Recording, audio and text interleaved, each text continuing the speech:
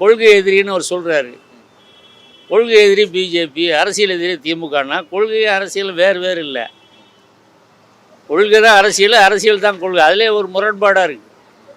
அதனால் திமுக ஆட்சியை தான் தொலைச்சிக்கிட்டோம், அதான் தீய சக்தி, அதான் தீய சக்தின்னு ஒரு பலுவாக வந்து ஓங்கி சத்தம் போட்டு பேசுகிறாரு. தீய சக்தினா என்ன? அது இப்போ தீய சக்தி இந்தியாவில் எது? யார் தீய சக்தி?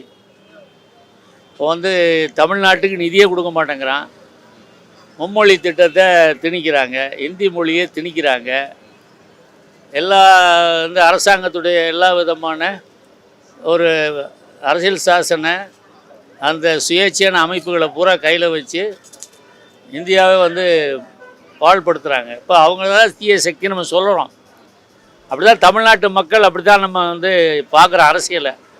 அதனால் விஜய் பேசுகிற அரசியல் என்பது நேர் எதிரானது. அது ஏதோ ஒரு வகையில் பிஜேபிக்கு உதவி பண்ணுறது அப்படிங்கிறதா தான் அது இருக்குது.